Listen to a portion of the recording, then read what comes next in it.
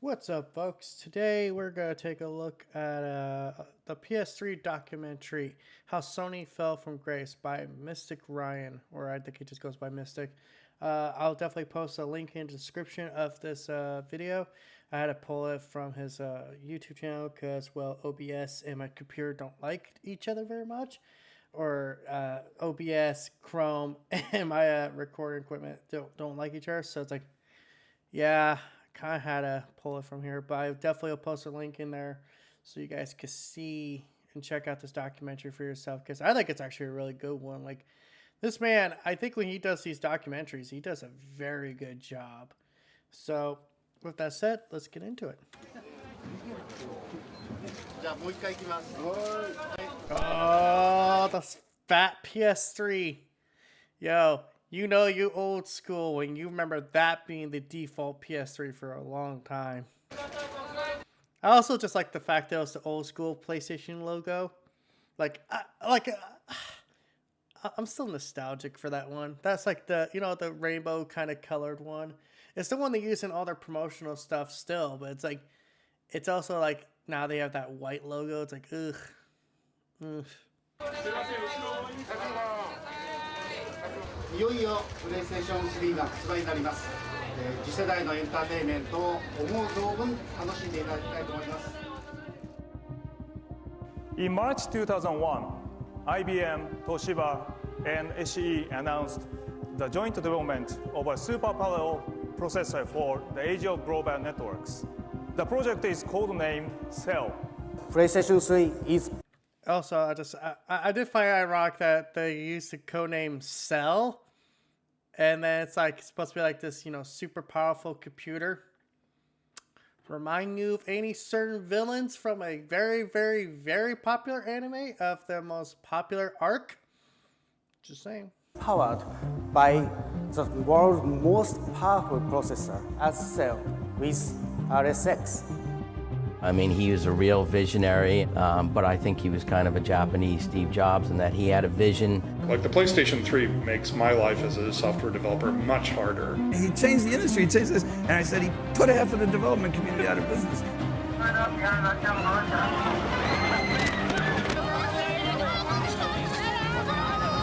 PlayStation 3 is the most ambitious project we at Sony Computer Entertainment have ever undertaken in our very short history.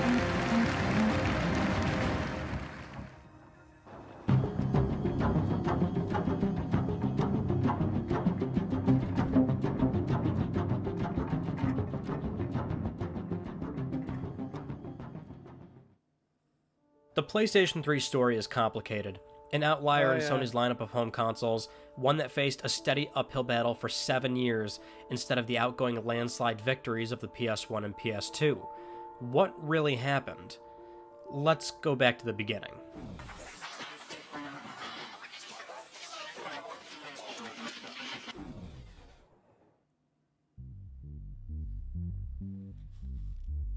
March 2001, 1 year after the PS2 launched, Sony, Toshiba, and IBM began a joint venture to develop the Cell broadband engine, which would become the CPU of the PlayStation 3. This collaborative effort was no small undertaking, with all three companies heavily invested in development. The alliance was known as STI, and the creation of Cell lasted over a 4-year period at the Design Center in Austin, Texas. Due to the collaborative nature, each company had their own vested interests, and while Sony initially started the project for Cell to be used in PS3, the chip had more broad applications for the interests of IBM and Toshiba. Fields like scientific and medical computing, blade servers, TVs, and more were all avenues in which Cell would be designed for. Sony went public with Cell development during their 2004 E3 press conference. At the time, CTO Masa Jitani detailed the capabilities of Cell supercomputing, and making it a point to say it can be used beyond games. Our objective is to provide supercomputing for various digital entertainment applications. For digital content creation, there are so many. Funny how the 3D sounds right there when we now have 3D audio. It's like maybe that's kind of like a predecessor to all this, but this super computing was meant to be used for everything. It's crazy to think how much this thing was meant to be used, and barely developers wanted to touch it. techniques that require vast floating point capabilities. We believe that it is go beyond borders of digital entertainment to revolutionize technology and business in the future. By the end, there was no direct reference to PlayStation 3, just a cell-based workstation that would be available soon, which could be used to start software development.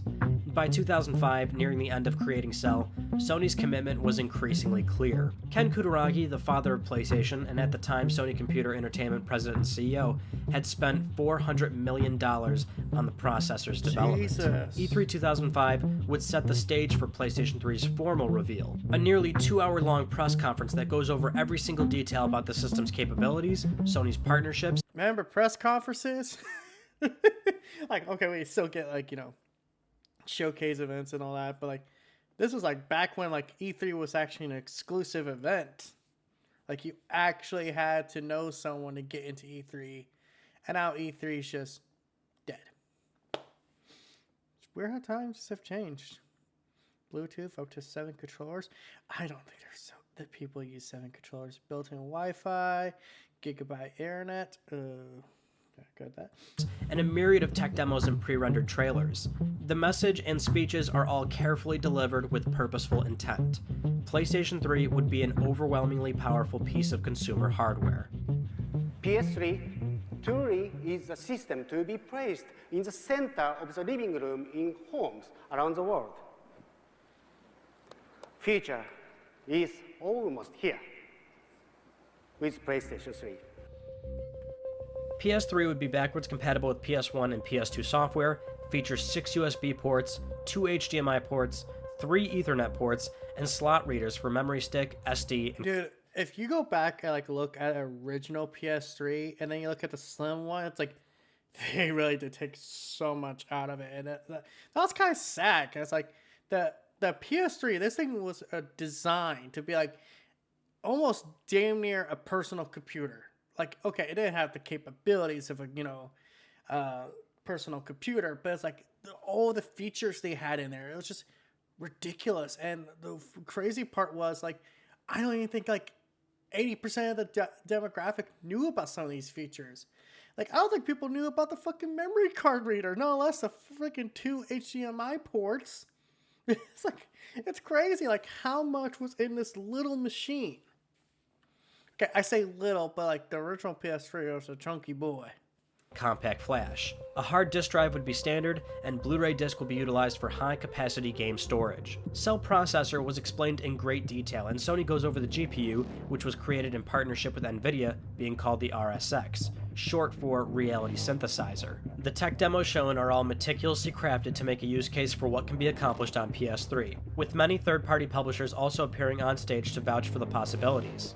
After about an hour and a half, actual software is demonstrated, with most of it being questionably good-looking. The conference ends on Ken Kutaragi proudly holding up the console design up in the air, coming spring 2006. God, 2006. You realize in 2 years, it would have been 20 years since the PS3 was supposed to come out in 2006. Like, crazy, man. That's crazy. Like, Christ. I'm feeling old. Just making me feel old. Thank you, Ryan. You're making me feel fucking old. Love you, man. Later on the show floor, the controller the original PS3 controller. The Boomerang. And oh my God. I want to know who the fuck thought this was going to be the actual controller. Look at the fucking D-pad. Look at the... Oh, everything about this controller is wrong. I'm pretty sure this was a prototype. Like, that was the prototype controller. Like, something they had there to showcase. Because, like, the original, what we get as the PS3 controller was the 6-axis, which was, by the way, the lightest fucking controller I ever felt in my fucking hands. Then he would do a revision where it was the DualShock, I think they call it DualShock 3 at that point. It had, I think they removed the 6-axis. Then I remember hearing about, like, there was a model that had the 6-axis and the DualShock 3 features, and it didn't feel like I could fucking, it'll slip out of my hand just because I did the wrong motion with it. Like, I'm pretty sure 6-axis actually was part of the DualShock 3. I look at that boomerang controller and think, there's no way in hell anyone would have been happy with that. Concept also appears radically redesigned. Despite Microsoft's Xbox 360 planning to come to market first, Sony doesn't even consider them a threat. Shortly after the conference, Kutaragi responded to the press stating, "Beating us for a short moment is like accidentally winning a point from a Shihan, and Microsoft is still not a black belt." Ken.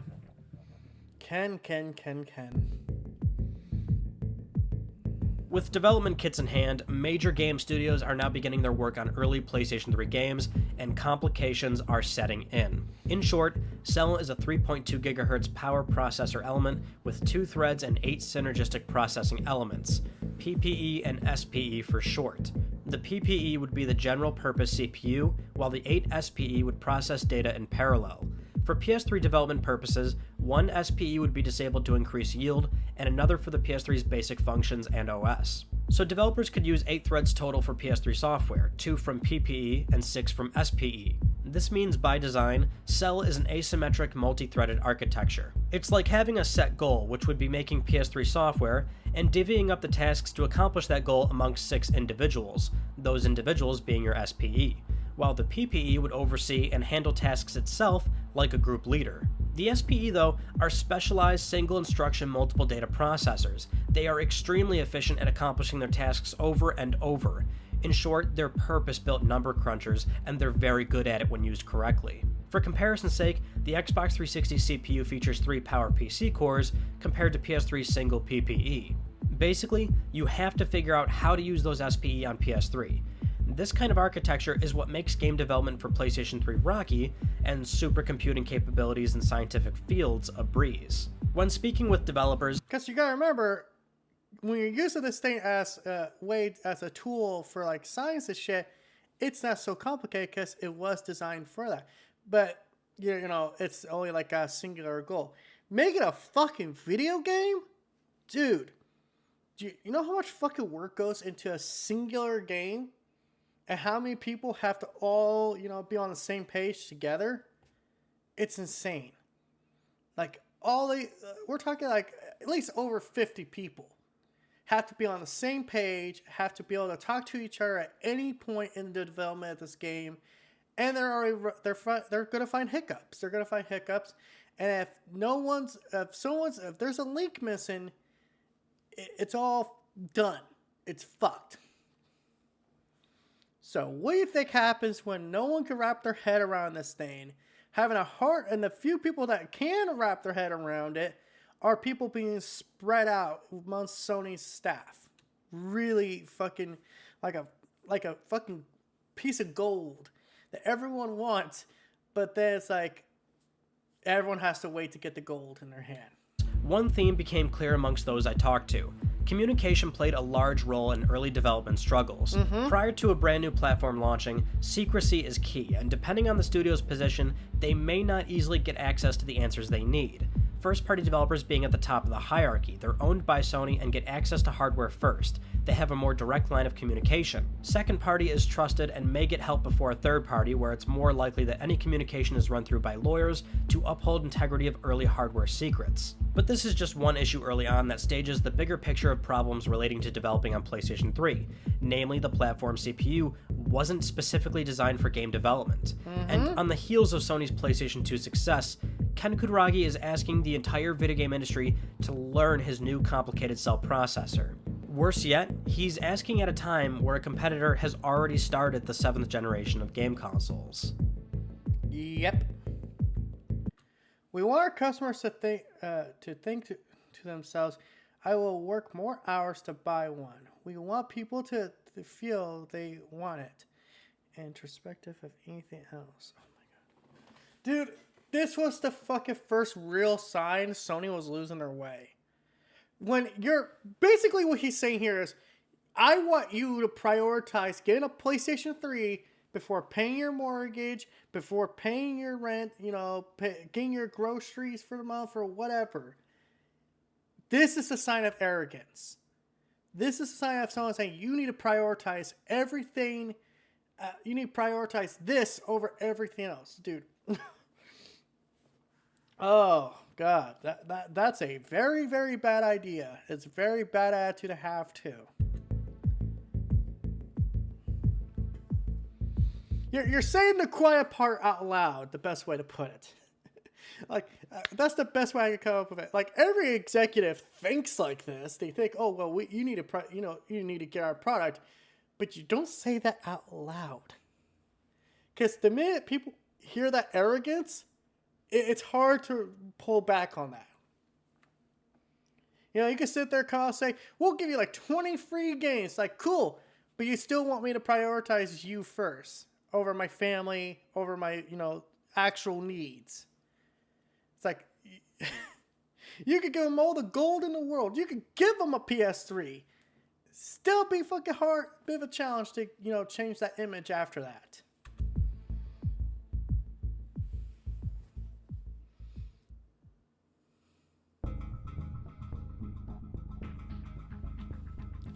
Then, this E3. This will go down as Sony's worst E3 ever. And if you guys know why, you know why. I'm pretty sure Ryan's going to go into it. But to put it simple, they had no fucking clue what they were doing. And they were about to they were about to shit the bed in the worst way they could have. This is like shitting the bed with your wife in it, and then it's like, it gets spread all over her. Like, you motherfucker. I want a divorce.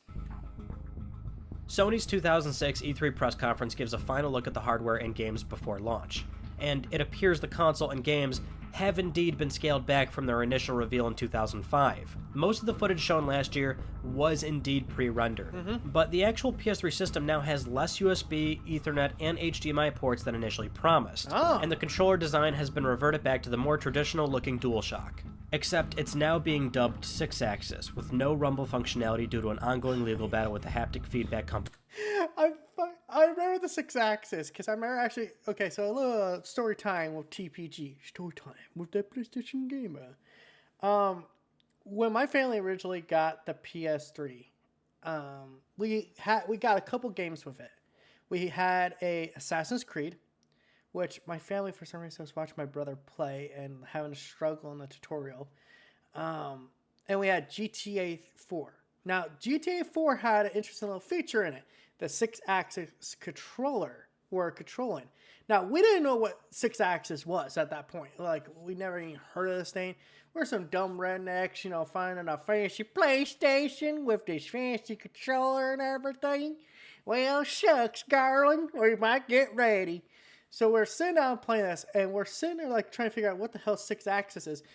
My brother has the controller in his hands. Like, you gotta, like, flat in your hands, like if you were holding a remote. And he starts turning it, and then and pushing forward. Then it was like, oh, the camera was moving. Then he held down R2, and then it was like, then he was driving, then he was turning. I was like, this is the dumbest fucking thing ever. Why would I do this? But it's so funny because this was technically motion controls before Nintendo did it. I don't think people recognize that. This is technically motion controls before the Wii came out, which, would obviously be like the big one. Like, that's the one a lot of people, remember Nintendo for. It's like, oh, the motion controls. Technically, this was first. It wasn't the first designated console for it, but it was like the first time I could think of, at least when it came to motion controls, that weren't like the PlayStation camera for the PS2. And if you remember the PS2 camera, congratulations. Remember some of those fun games? Immersion. The rest of the show is filled with awkward clips, sound bites, and odd presentation choices, making E3 2006 for Sony a laughingstock that the internet will never forget. Nope. However, games shown this year are now running on development kits and look closer to what consumers will actually be able to play. Gran Turismo HD, Heavenly Sword, Resistance Fall of Man, Final Fantasy XIII, Metal Gear Solid 4. This was a turning point. The PS3 is finally being billed as a video game machine, and these are some of the great titles that you can expect. Unfortunately, any momentum the company had slowly receded once SCEA President and CEO Kaz Hirai revealed the launch date and price. Yeah, Ryan just said it best. Any momentum, any positivity they had going forward, the second those prices came up, went woo down the shitter. Remember, Xbox, I think the 360, correct me if I'm wrong, wasn't it like 300 when it came out? This is like 2 Xbox's prices for the 60 gigabyte model. By the way, this is before they had, I'm not 100% sure, because again, we didn't have 360 PS3 at the time. But I'm pretty sure this was before PSN was a thing. Wasn't it? Because this was like before downloading games became like the standard going forward. And the 60 gigabyte PlayStation 3 for $599 US dollars, $659 Canadian. By the way, when you think about it, with sales tax and everything, that's almost a $700 piece of hardware. This is why Sony, at least I hope, I pray they have learned from this huge mistake. Never go over 500. 500 is already a hard sell to begin with. If you could go to 100 more over, it's going to be a really hard sale. Sorry, I hit the microphone. PlayStation 3 will be available in Europe and Australasia. Kaz said the price, and the room we were in went silent. And I said, did he really say what I think he said? Absolutely in my mind, and many of us said out loud, oh, this could be really fun. Okay, we got a real chance. There's real upside here. Yeah. If we push hard, we can really make a difference.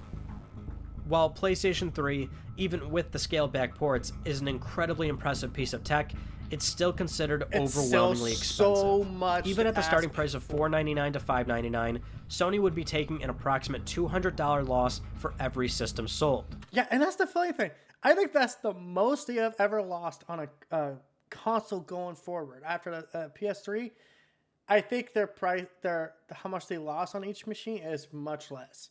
Now, I think Ryan might go into this, but the idea going forward was, well, it doesn't matter how much you lose on the console because you make up for it in software sales. Here's the problem, though. If you don't got a lot of software out there that's compelling enough, it's kind of hard to just say that that $200 loss ain't going to matter to your executives and your investors when they're like, yeah, but you're still losing $200 and you don't know you're going to get that money back in software sales, so what the fuck?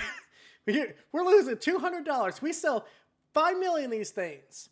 We're losing thousands and thousands of dollars, and we might not recoup that cost. That's a hard sale. There's a lot at stake.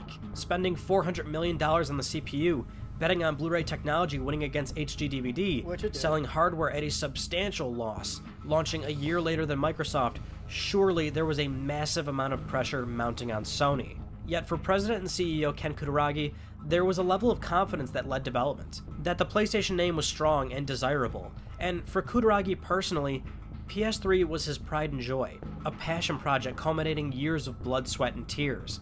PS1 and PS2 were just the build-up for what he wanted to accomplish long-term. Former employees who worked closely with him describe him as a fierce visionary, one who at times would get emotional for better or worse. It wasn't uncommon that Kutaragi would be described as a micromanager, barking orders at engineers to make things happen. Former Wall Street Journal reporter Rob Guth claims Kaz Hirai was even subject to put-downs, saying at one point Kaz reflected on how he was seen as a branch manager, despite being the president and CEO of Sony Computer Entertainment America. You gotta remember, Kaz Hirai was like a huge figure in Sony at this point. Ken Kutaragi, much as I respect the legacy he started, it sounds like he had kind of I hate to say an ego problem, but it sounded like he kind of had an ego problem. Where it's like, wow, we made the most powerful console ever. We made the most popular brand ever. I'm like, yeah, but you really didn't. I mean, Nintendo is still a thing. Yeah, you beat Nintendo on the PS2 generation, but it was like, Nintendo will later make a huge comeback. Stories regarding Kutaragi are kept close to the chest, but it wasn't out of the ordinary for his approach to leadership being described similarly to that of Steve Jobs. And with PS3, he was concerned with making it the be-all, end-all entertainment device, the one product anyone would need, with graphical fidelity being pushed to its limits. But more prominently, PS3 would be his send-off. Former Sony Computer Entertainment chairman Shigeo Maruyama recalls that Ken got to work right away on PS2 after PS1 shipped, and he did the same thing with PS3. PS2 released, and work began right away on the next generation. Near the end of PS3's development, prior to it being released, Maruyama asked Kutaragi what his plans were for PS4. He responded, "PlayStation 4 is not my responsibility." For someone who was already Kutaragi literally had in his mind, PS3 comes out, I'm done. He was not going to be there for PS4. He was not going to be there for PS5. Is he actually still alive to this day? I don't know, 100%. But the man,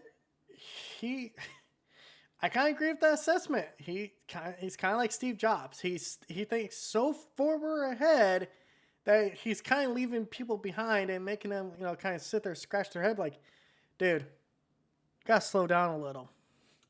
As someday running all of Sony Corporation, this seemed unclear at the time. At least for Kutaragi, he knew. For one reason or another, PlayStation 3 was his goodbye.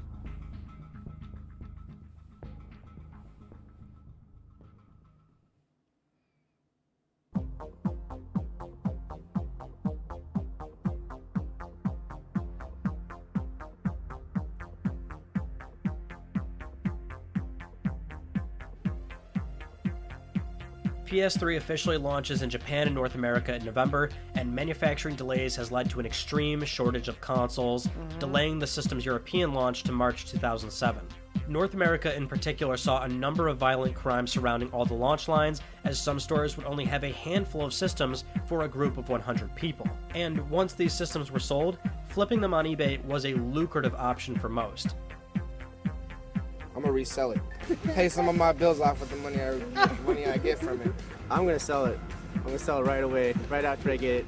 But early impressions are finally coming in, and the general reception is not good.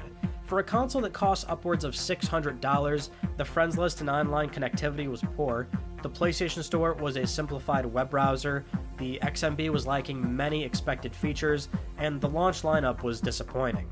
But during the chaos of launch, Sony made it vehemently clear that PS3 is planned to have a 10-year life cycle.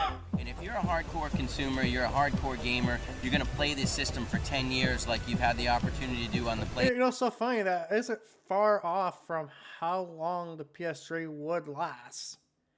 I don't think it was 10 years exactly. Actually, this launched in what, 2006? So 10 years, so it would have been 2016, so I don't know, kind of close, but I would say like the end of the PS3 was the 2014, so kind of 8 years, which is normal for a console's lifespan. PlayStation, and we'll be able to do on the PlayStation 2. 10-game investment over a 10-year period is a drop in the bucket. People are going to spend hours, months, years playing the PlayStation 3, and they're going to forget what they paid for it several years from now. They're going to see this investment return time and time again. Shortly after release on November 30th, Ken Kutaragi is replaced by Kaz Hirai as president and CEO of Sony Computer Entertainment. With Kutaragi now being chairman and CEO of SCEI, he will no longer handle day-to-day operations. Though this change is only temporary, next year, April 2007, Kutaragi officially retires and becomes an honorary chairman. While many deem his leaving because of the PS3's poor performance, it's lesser known that prior to launch he already knew he was leaving. Whether it was due to his hostile leadership or personal desires to call it quits is still completely up in the air. Now, Hirai, he's actually pretty important to Sony actually still. I think he still works for Sony right now. He's in charge. I believe this is the, names and, faces are kind of hard for me to put together. But I'm pretty sure he's the same guy that actually still works with Sony. He works on the indie basis. He's the guy who goes around, kind of looks at the indie games and stuff. And, thanks to guys like him, thanks to him, we got to play games like, freaking Kena, Bridge of Spirits, which, some people didn't like, some people did. But I'm like, dude, that if he wants to, from what it sounds like, that's the job he wanted, basically after, he stepped down. It's like, he wanted that job. So it's like, oh, sure, cool. Go do it. It's a smaller scale job. It's, still something he wants to do. He's very passionate about games. That's very true. But by this time, being mid-2007, the cell processor struggles were really starting to hit developers, and it was ultimately affecting the end products. For as much as Sony touted how strong the platform was, many third-party games were simply performing better on Xbox 360. Since most teams were already developing 7th generation games on Xbox, a vast majority of studios were leading development on 360 first and porting to PS3 second. Games that were coded around 3 PowerPC cores simply weren't going to move to PS3 single PPE and 8 SPEs without a hitch. This put many developers in a rock and a hard place. When it comes down to it, there's a limited amount of time, money, and resources. For many teams, it didn't make sense to spend a massive amount of time utilizing SPEs on a platform that didn't have market leadership. This led to many titles leaning on PS3. Which is so funny because now we're hearing, funny enough, we're hearing, the last 2 generations, Sony's the market leader, so these developers develop for PS4, PS5 before, and they go down on scale to Xbox, Switch, PC, so on and so forth. But it's kind of crazy. I think like this is the one generation Sony didn't actually have the market dominance, and you could definitely tell in the games, like the PS3 games. I was just doing some cloud, cloud streaming on the PS5, and I went from like a early PlayStation 3 game, Infamous, to pretty close to last major first party game, Sly Cooper 4, and you could tell like, man, they're trying to wrap their heads around the Infamous. Sly Cooper, they got it down. That thing could have been a PS4 game. Single PPE versus 360's 3 PowerPC cores. On paper, PS3 in theory could produce visually stunning, well-performing games. In execution, many developers face difficulties in juggling multi-platform work due to the... what game's the worst? Fucking Saints Row 2. I heard like the game would just crash on PS3. Like you get to that one mission, it's like very early, where you have to escape the island and you're on the boat. I heard people say that kept crashing their PS3s, and that's like it was always a bad part in the game. Like the frame rate drops to dog shit levels. But like I heard the PS3 version was the worst version, and that was kind of the norm for a while. The PS3 version was the worst version for multi-plat games, and that hurts. That's gonna hurt. PS3's complex architecture. It also didn't bode well that Sony split their memory, 256 megabytes for video and another 256 for games, whereas Microsoft had a unified pool of 512 megabytes, offering a bit of flexibility. And while many game developers are having a rough time developing on PS3, that very same CPU is being put to practice for the other fields it was also designed for. Blade servers, cell evaluation systems, TVs, even taking PS3s themselves and just clustering them together to harvest their computing power. For the price to performance ratio, the cell in PS3 made perfect sense for supercomputing. Gaurav Khanna, a professor of the University of Massachusetts Dartmouth, clustered PS3s together for astrophysical simulations of supermassive black holes. The performance of just a handful of PS3s far exceeding over 100 Intel Xeon-based systems. The folding at home application found its way to PS3 for this reason, allowing anyone to lend their PS3s for protein folding. This is the power of the number crunching SPEs. It's just that for game developers, it would take years of compromise and learning. Sony, on the other hand, wanted the complexity. They wanted Cell to have longevity, but more so they felt PS3 would take off, creating an environment where developers would focus. I still remember those Robot Chica ads. What would you do for a PS3? Fucking Chris Chan ran that shit for me. Primarily on PS3 because it was the platform to be on. Instead, the opposite happened, at least for third party. When it comes to games developed exclusively for PS3, the focus was extracting power out of the SPEs without worrying about any other platforms. Naughty Dog's ICE team was responsible for creating many of the SDK advancements needed for that very goal. And this is why the very first run of PS3 exclusives often looked good and ran better than most other games. The PlayStation 3 has the cell processor, which contains several SPUs. These are additional processors outside of the main processor, which can be used to process other tasks. For example, we have our physics running on several SPUs at once. We have sound processing running on SPUs. We have dynamic lighting calculations running on SPUs. We have collision processing. It goes on and on. The more you can actually offload to the SPUs, the more you can do per frame, and therefore the more you can get into your game. At this point, Sony Computer Entertainment is scrambling to repair PlayStation 3. The system starts to see some dramatic shifts. The 20GB model is discontinued, the 60GB received a price drop, and an 80GB model with PS2 emulation comes in. Then that model is dropped in favor of a 40GB model with PS2 backwards compatibility removed at a lower price. The system sees numerous firmware updates bringing promised features, quality exclusives finally come. Everything from this point forward is reactionary in order to gain market share.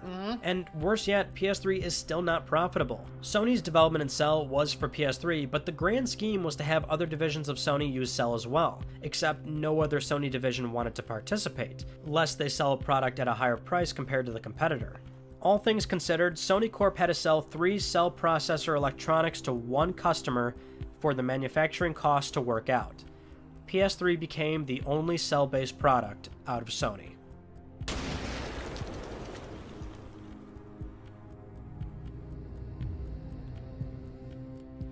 Those fucking ads didn't help. Seriously though, I just realized those were the Microsoft colors. 2008, behind the scenes, engineers at Sony began a post-mortem analysis of the PS3 to figure out what did and didn't work. This is when game consultant Mark Cerny became involved in what was the early development of PlayStation 4. This didn't keep the rest of Sony from trying to reinvigorate the PS3 though. The company was making big bets on experimental titles like Little Big Planet and PlayStation Home. Home being a virtual social space for gamers to meet up, hang out, and launch games together, which saw a slow rollout and lukewarm open beta release.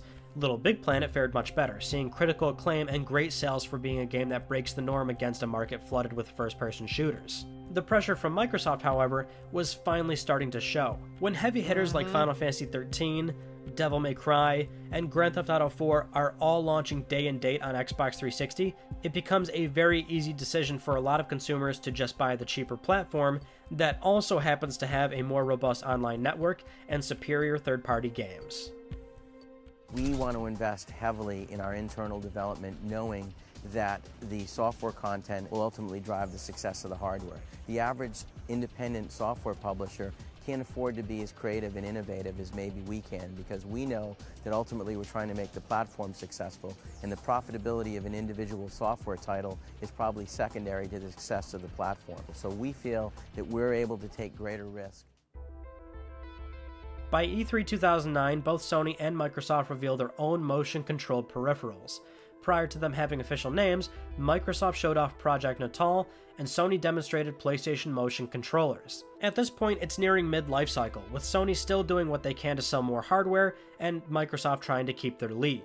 Once Gamescom 2009 came, Sony fired on every cylinder by basically relaunching PlayStation 3. You guys are hearing my back's killing me. Ugh, fuck.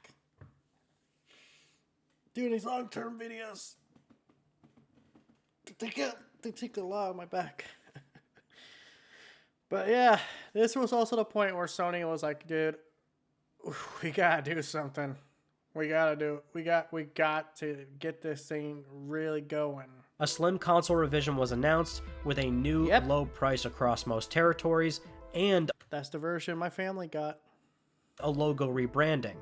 To kick it all off, Sony launched a massive marketing campaign featuring Kevin Butler. Might have been the single best decision they had in their marketing department. I love this guy. Love him. I wish he'd come back, at least as a one-off appearance. Like, PlayStation 5. Only real gamers have a PlayStation 5. We might have some of the best exclusives ever made. We might have some of the best, the fastest platform ever made. But you know what we also have? We have Kevin Butler. I don't know. I would just love to see him come back one time, because I love PlayStation 3 at this point. Like that comeback attitude, just like how they were going out of their way to really, get their audience back. Like, we fumbled, we were struggling. Guys, come on. Come back to us. We will give you something you want. Games. Fake PlayStation executive Kevin Butler, which were extremely well received and effective at resonating with the target audience. $2.99. Bernie, you can't believe everything you read on the internet. Director of rumor confirmation. I just realized that's his fucking title. That's how World War I got started. The best Blu-ray player around, built in for free.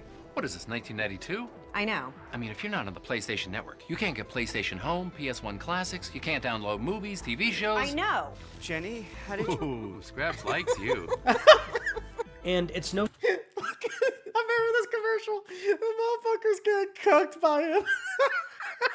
surprise that Sony is doing what they can to push the PlayStation brand back to the top. During their earnings report ending October 30th, 2009, the company reported a $654 million loss for the Games and Network Services division, bringing the grand total of PS3 losses since the start of the console's launch to $4.7 billion. Holy no small sum of fuck. cash, and certainly a far cry from the company's outgoing dominance in the game space. PlayStation Move launches that holiday season, and the library of varied PS3 exclusives continues to grow. Around the same time, IBM announces advancements in Cell are all but over. While the basic ideas and concepts of Cell would live on, IBM would not be iterating on the chip much further, signaling not so much a failure, but a massive shortfall of Cell's overall goal to be used in a multitude of products with massive developer support. Going into 2010, there were plenty of quality games still on the horizon, except Sony would now find themselves in a PR snag by removing the other OS feature from the PS3 through a firmware update. This is what allowed PS3 to run Linux. The company quickly finds themselves in a class action lawsuit, facing harsh criticism for removing a feature that was initially advertised. This also inadvertently puts a timer on PS3 supercomputer clusters. Remaining ones would be fine, but acquiring new systems for clusters with old firmwares would not be reasonably cost-effective or even feasible. All struggles aside, the PS3 continues to see growing year-over-year sales. Strong markets like Europe really catapult the system further, closing the sales gap between them and Xbox. However, for every step that Sony takes, Microsoft takes one too. They launch a revised Xbox 360S console and see tremendous success selling the Mostly to address the red ring of death problem, which I heard still had problems. The slim version, it was the red dot of death, but it was nowhere near as bad. But, you know, you gotta remember this whole time, Sony's struggling. They're trying to find, you know, what works for them.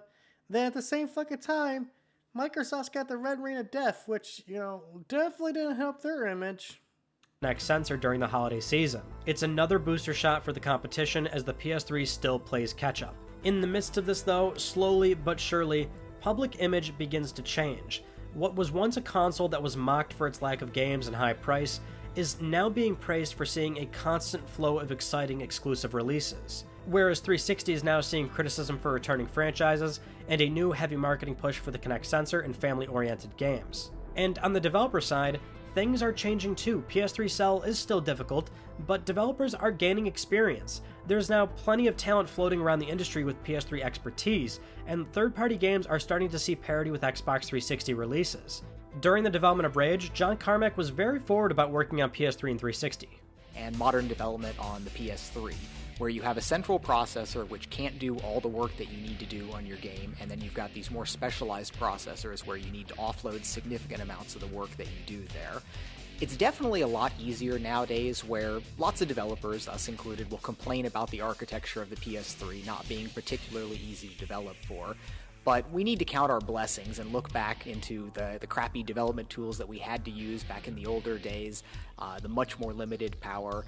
And while it's definitely easier to develop for a 360 where you've got 3 symmetric cores with, or 3 symmetric processors with 2 threads on each core, versus the PlayStation 3 where you've got 1 dual thread core and then 8 specialized cores in the cell processor. But you can still use modern tools, modern languages, and it still works reasonably well, but it is kind of a pain. Yeah. Valve's Gabe Newell, who was originally very outspoken about the PlayStation 3, was now part of Sony's E3 2010 press conference to vouch for the PS3 version of Portal 2 being the best console version to play the game on. And more notably, PS3 exclusives continued to show incredible improvement in graphical fidelity. The difficult-to-deal-with architecture was now starting to show its potential, and yet the question still begged, was it worth it? That remained to be seen. 2011 brought another nightmare disaster for Sony when a network intrusion on PSN servers caused an outage. Sony kept the service down for 23 days investigating the cause and rebuilding the network for relaunch. Customer data like credit card info was possibly compromised, and federal agencies from many different countries got involved. The outage cost Sony an estimated $171 million, with an additional £250,000 fine for breaching the UK's Data Protection Act 1998. The amount of backlash and media coverage is just enough to slow down the sales momentum the PlayStation 3 had going. 誠に申し訳ございませんでした. Effective April 1st, 2012, Kaz Hirai, who had taken over Ken Kutaragi's role back in 2007, was now appointed to President and CEO of Sony Corporation. After spending the last 5 years leading PlayStation, he would now be leading all of Sony, which bode well for the PS3 and the company's gaming efforts. Kaz was effectively making all the right moves when it came to putting PlayStation back on the map, and now that same level of dedication would be leading the entire company, giving PlayStation fans a bit of reassurance. PS3 had lost so much money, there were genuine fears that Sony Corporation was considering backing down or even distancing themselves from gaming. Before the year closed out, Sony released an updated PS3 model even smaller than the outgoing one, with a disc tray, lower power consumption, and higher storage options. Ugly, super By slim. January 2013, it was being reported that total PS3 worldwide shipments had exceeded Xbox 360, just 1 month prior to Sony pulling the veil off of PlayStation 4. This is the foundation of our next generation platform, PlayStation 4. It's so funny when you think about it, like the PS3 really was like the last. I'm not trying to bring race into it or anything, but did you notice how a lot of those executives, they were Japanese guys? Because Sony was a Japanese company. Now we see Sony as more as a European, well, I guess not Sony, but PlayStation as a European / kind of American brand. And I think it's just because, in general, the Japanese market has pushed away from Sony PlayStation and, went to favoritism with Nintendo. I'm not trying to bring race into it. It's just something I actually just noticed. Like, you got this guy coming out who's clearly, from the European region versus when they originally announced the PS3, Kaz Hirai. So, or not, Kaz Hirai, Ken Kutaragi. God damn it. I'm terrible with names and faces. Please forgive me. Thank you.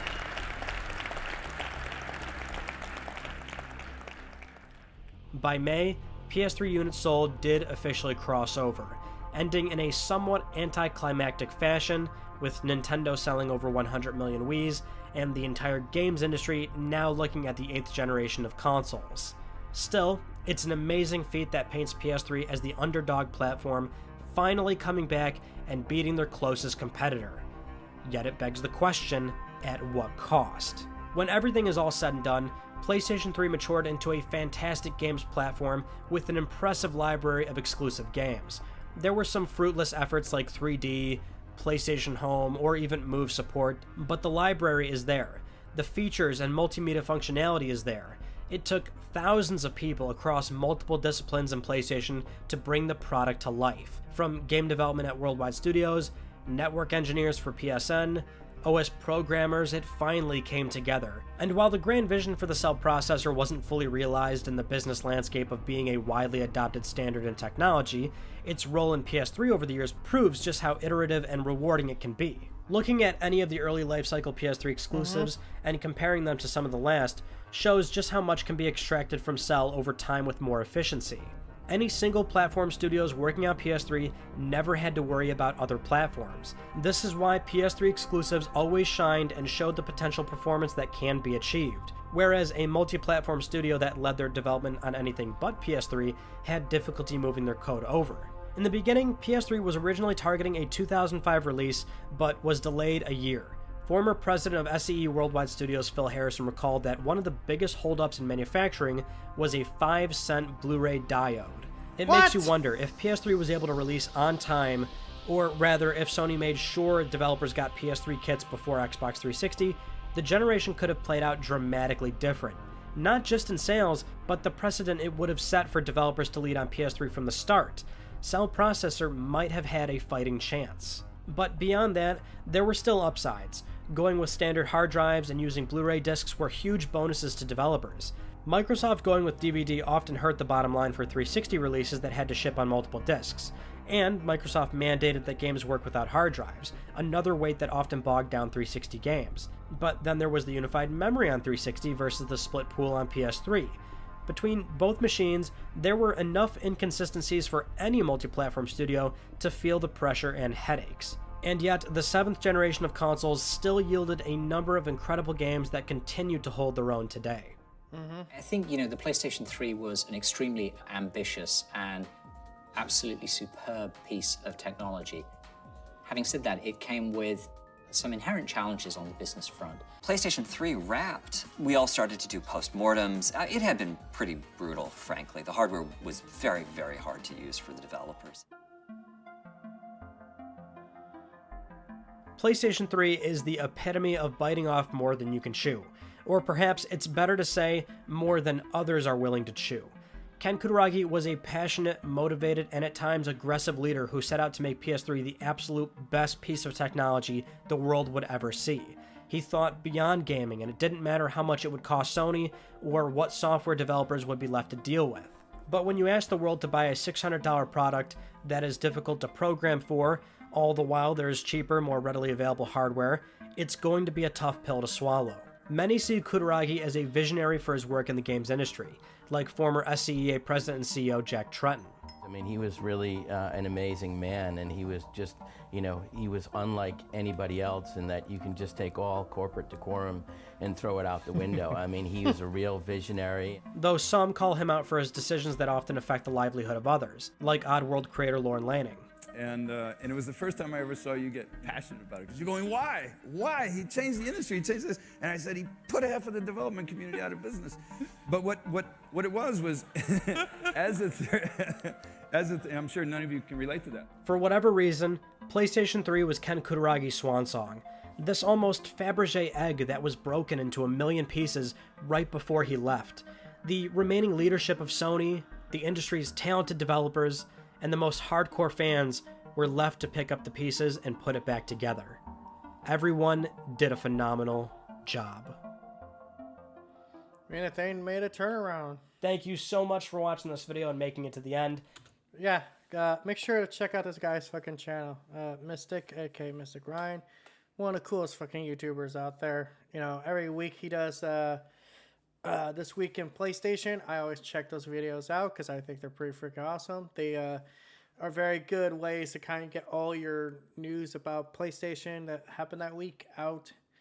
Yeah, he makes really good documentaries too. And I'm still jealous of that skateboard to this freaking day. So until next time, guys, this is That PlayStation Gamer sign out. Hoping you all have a good day. Don't forget to like, subscribe, and all that YouTube algorithm BS.